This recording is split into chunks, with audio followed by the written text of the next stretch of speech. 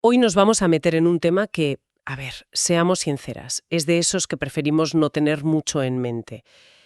Pero es un ejemplo brillante de lo que es el razonamiento deductivo. Tenemos aquí un capítulo del Instituto Voigt sobre la hemorragia digestiva. Y la idea es no jugar a ser médicos, ni mucho menos, sino intentar captar la lógica que hay detrás.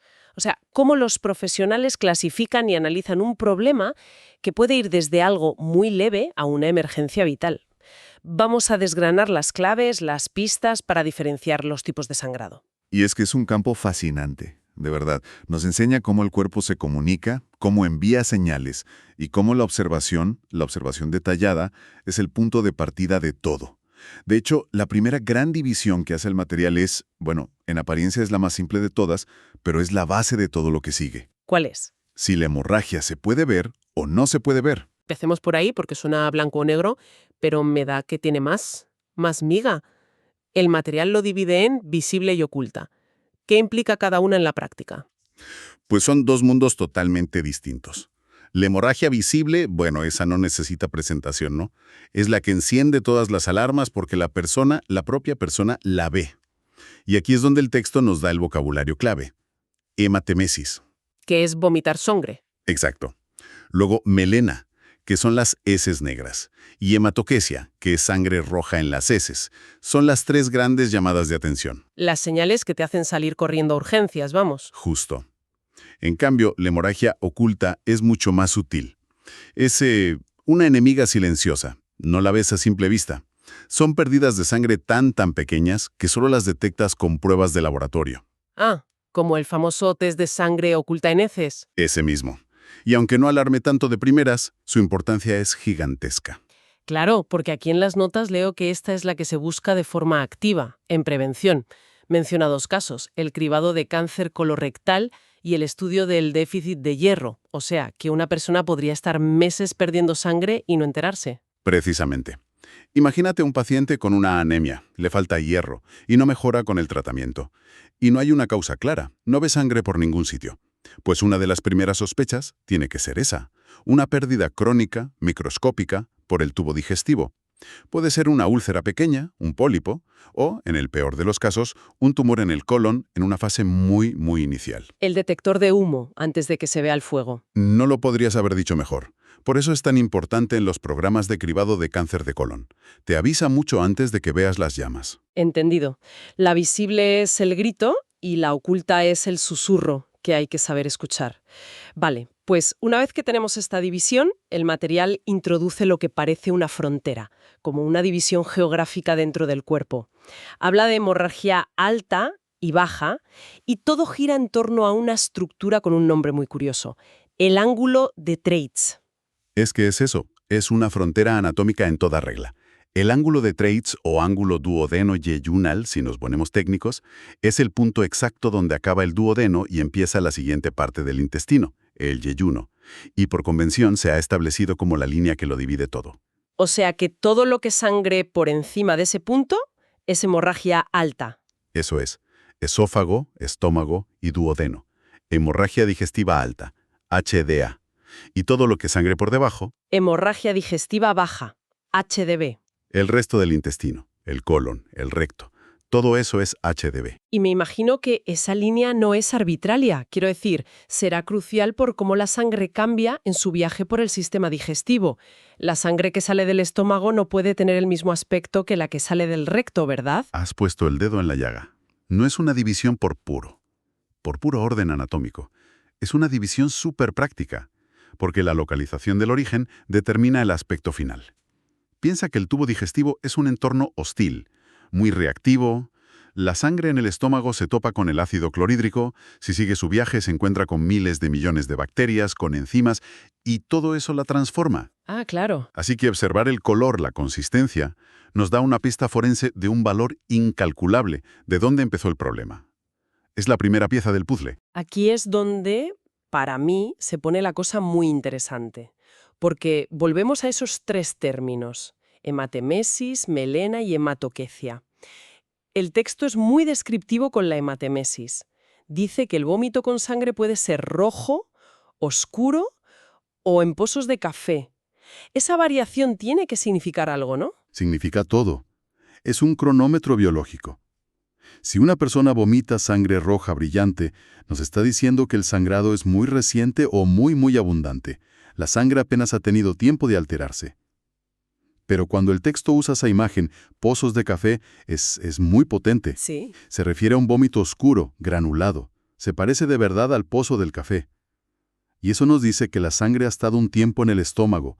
El ácido clorhídrico ha actuado sobre la hemoglobina y la ha convertido en hematina ácida, que es de color marrón oscuro. Es sangre digerida. O sea, que el propio cuerpo ya te está diciendo esto lleva un rato aquí o esto acaba de pasar. Es fascinante. Vale, vamos con la segunda señal. La melena. La descripción es casi poética, fíjate. Heces negras, pegajosas y malolientes de aspecto alquitranado. ¿Por qué ese aspecto tan particular? La melena es la prueba de un viaje largo. Es el signo por excelencia de una hemorragia digestiva alta. Imagina una úlcera sangrando en el duodeno.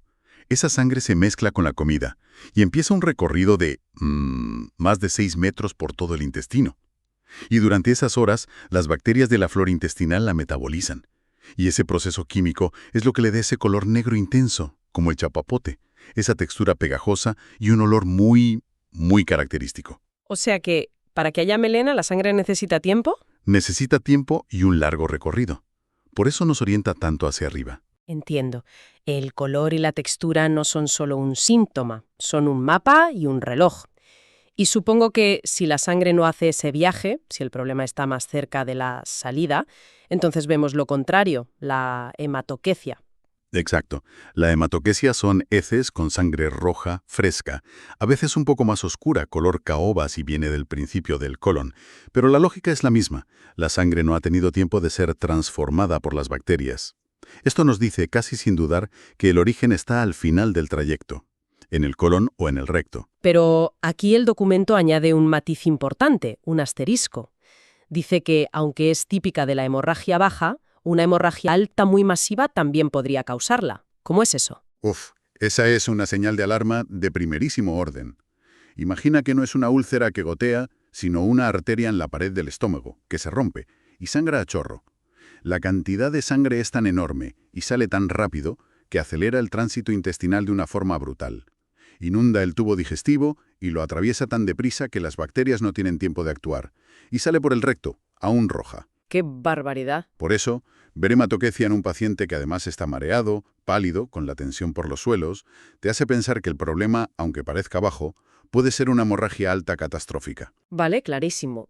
Una vez que el aspecto de la sangre nos ha dado esa primera gran pista, alta o baja, el material se sumerge en el contexto clínico y presenta una serie de antecedentes y síntomas que son como un perfilador de sospechosos habituales.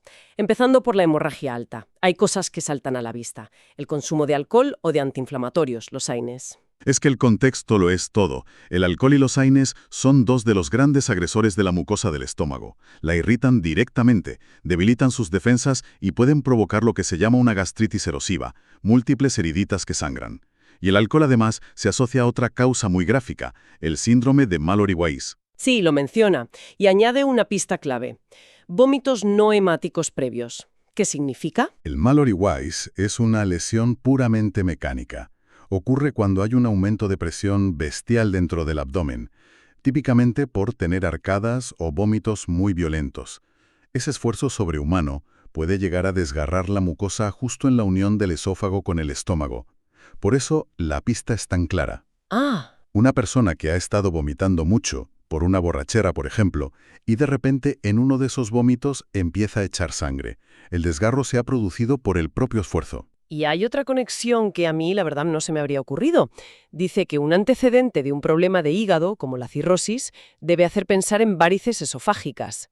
¿Cómo puede un atasco en el hígado provocar una inundación en el esófago? Tu analogía del atasco es perfecta. Es un problema de fontanería circulatoria. El hígado con cirrosis está duro, fibrótico, y se convierte en un obstáculo para la sangre que le llega del intestino.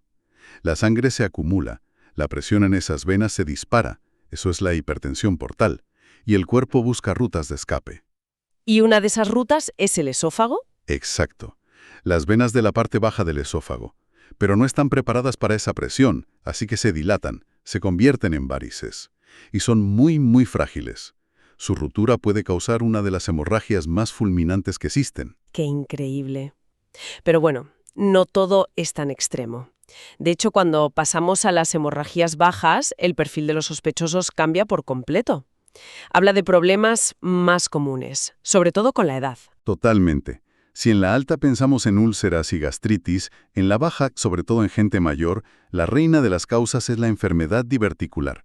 Los divertículos son como pequeños saquitos que se forman en la pared del colon con los años. Son muy comunes. Y sangran. La mayoría no dan problemas, pero a veces un vasito sanguíneo que pasa por la pared de un divertículo se rompe y provoca un sangrado que suele ser brusco, abundante y sin dolor. Es la causa más frecuente de hematoquesia en un adulto mayor. Y junto a eso menciona la isquemia intestinal. Si las varices eran fontanería venosa, esto suena a tuberías arteriales, ¿no? Justo. La isquemia intestinal es literalmente un infarto del intestino. Ocurre cuando no llega suficiente sangre arterial, la que lleva el oxígeno. Es más frecuente en gente mayor con arterioesclerosis, el mismo problema que causa un infarto de corazón. Y cuando al intestino no le llega sangre, sufre, se inflama, puede necrosarse y sangrar. Y suele doler muchísimo. El material también nos cambia de escenario. Nos pone en el caso de un adulto joven, sano, con un sangrado digestivo. Y la pista es el divertículo de Meckel. Ese es un clásico de la pediatría y la gente joven. Es un vestigio del desarrollo del embrión, una pequeña bolsita que a veces queda en el intestino delgado. La mayoría de gente ni sabe que lo tiene, pero a veces este divertículo tiene tejido que no debería estar ahí.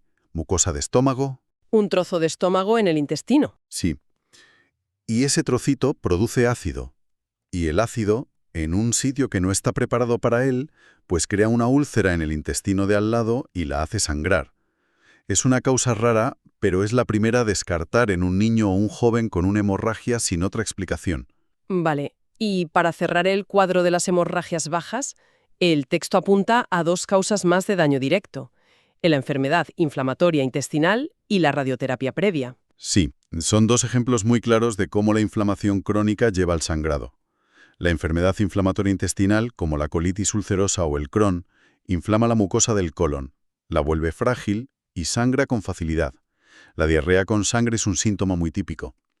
Y por otro lado, la radioterapia, por ejemplo para tratar un cáncer de próstata, puede dañar el tejido del recto. Los vasos sanguíneos se vuelven frágiles y pueden sangrar meses o incluso años después del tratamiento. Entonces, si unimos todas las piezas, el proceso mental es clarísimo. Primero usas el aspecto de la sangre como una linterna para iluminar una zona del mapa, alta o baja. Y segundo, usas el contexto, la edad, los fármacos, las enfermedades, como un filtro que va descartando sospechosos. Es pura lógica deductiva. No se podría resumir mejor de verdad. Es la esencia de la medicina interna. La tecnología como la endoscopia será la que al final nos permita ver la lesión y tratarla, claro. Pero el razonamiento que te guía, que te dice dónde mirar y qué buscar, se basa en todo esto. Este material no es solo una lista de causas, es un mapa de un proceso de pensamiento, una forma de navegar la incertidumbre. Me deja pensando en la diferencia que hay entre reaccionar a una señal y buscarla activamente. Todo lo que hemos hablado son señales evidentes, dramáticas. Exacto. Y eso nos lleva a una reflexión final que es interesante. Hemos dedicado casi toda la conversación a las señales de alarma, al sangrado que el cuerpo grita. Pero al principio mencionamos de pasada la hemorragia oculta y el cribado del cáncer colorectal. Y esto nos plantea una pregunta importante, ¿no? En un mundo donde reaccionamos a las crisis, ¿qué valor le damos a la búsqueda activa y silenciosa de problemas que aún no han dado la cara? ¿Deberíamos invertir más esfuerzo en escuchar los susurros del cuerpo antes de que se vea obligado a gritar?